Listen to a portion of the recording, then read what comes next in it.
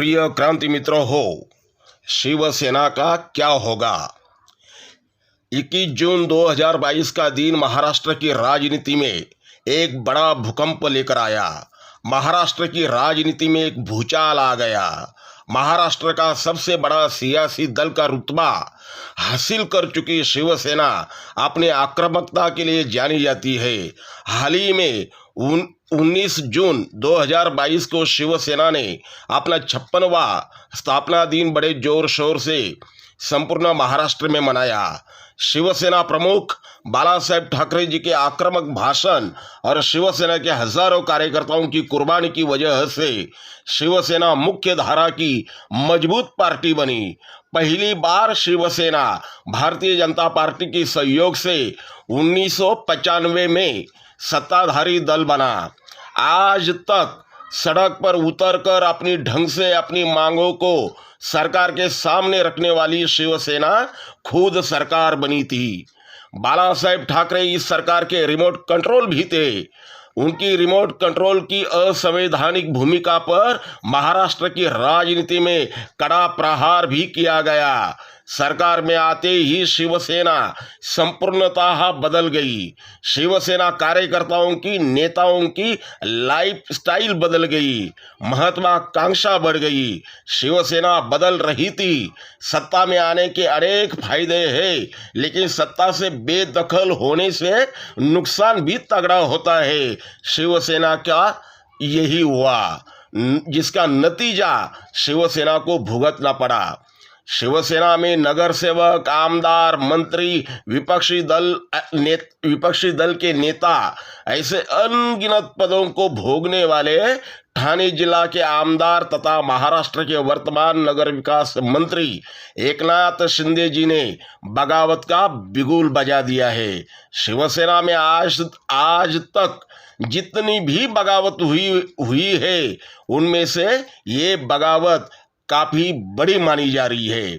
सूत्रों के अनुसार एकनाथ शिंदे जी के साथ लगभग 28-30 आमदार इस बगावत में शामिल है। आगे क्या होगा, कितने विधायक उनके साथ आखिर तक बचे रहेंगे, उन्हें साथ देंगे, ये देखने वाली बात रहेगी। इस बगावत के खिलाफ संपूर्ण महाराष्ट्र में शिव सैनिकों ने सड़क पर उतरकर नारेबाजी की है, लेकिन एकनाथ शिंदे की इस बगावत ने शिवसेना को झकझोर कर दिया है, पूरी तरह से हिला दिया है।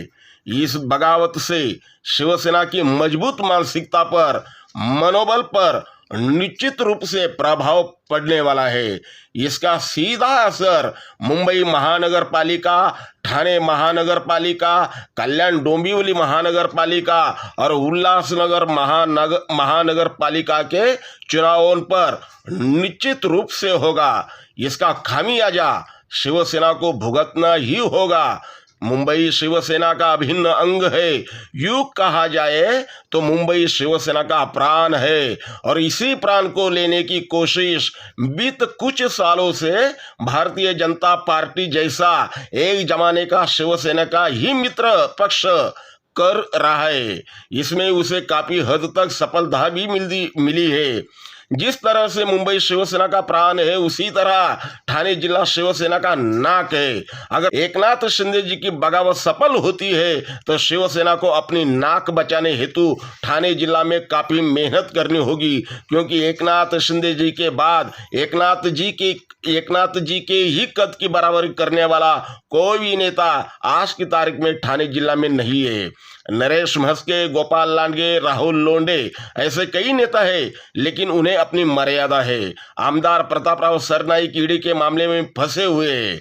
सांसद राजन विचारे जी की गतिविधियां बहुत सीमित हो चुकी है। ऐसे में कुछ हद तक रविंद्र जी फाटक एकनाथ शिंदे जी की रिक्त जगह भरने की कोशिश कर सकते हैं, लेकिन वो उनकी कार्य प्रणाली पर निर्भर करता है कि वो शिवसेना को ठाणे जिला में कितनी शक्ति बहाल कर सकते हैं।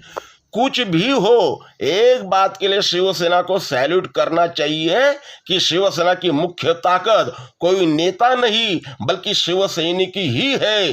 शिवसेना में पहली बार ऐतिहासिक बगावत करने की हिम्मत करने वाले छगन भुजबल जी हो, नारायण राणे हो, गणेश जी नाईक हो या राज ठाकरे हो या अन्य कोई भी हो, शिवसेना का शिवसैनिक टस से मस नहीं हुआ, वो कहीं गया नहीं था। शायद इस बार भी एकनाथ शिंदे जी के साथ यही होने की ज्यादा उम्मीद है। जिस तरह से शिवसेना के आम कार्यकर्ताओं ने सड़क पर उतरकर जो प्रदर्शन किया है, बगावत के खिलाफ अपना जो गुस्सा जाहिर किया है, इससे यही साफ होता है कि एकनाथ शिंदे जी ने जो कदम उठाया है वो शायद उन्हें ही नुकसानदायी साबित होगा। हमारे आकलन के अनुसार अपनी कुछ शर्तें मनवाकर हो सकता है एकनाथ शिंदे जी अपना बगावत वाला कदम पीछे ले। जिस तरह से उनके बयान आ रहे, इससे यही लगता है कि वो बगावत नहीं करेंगे। इस सारे घटनाक्रम के चलते शिवसेना पक्ष प्रमुख और महाराष्ट्र के मुख्यमंत्री माननीय उद्धव ठाकरे जी ने विश्वास व्यक्त किया है कि जल्द ही एकनाथ शिंदे उनके साथ दिखाई देंगे। अब आने वाला वक्त ही हमें ये बताएगा कि आखिरकार शिवसेना का होगा क्या शिवसेना फिर से नव संजीवनी प्राप्त कर लेगी या दिन ब दिन कमजोर होती जाएगी। हम आपको इसके बारे में लगातार जानकारी देते रहेंगे। इसके लिए आप हमारा वीडियो देखते रहिए। भीम पैंथर चैनल को सब्सक्राइब कीजिए, लाइक कीजिए और ज़्यादा से ज़्यादा शेयर कीजिए।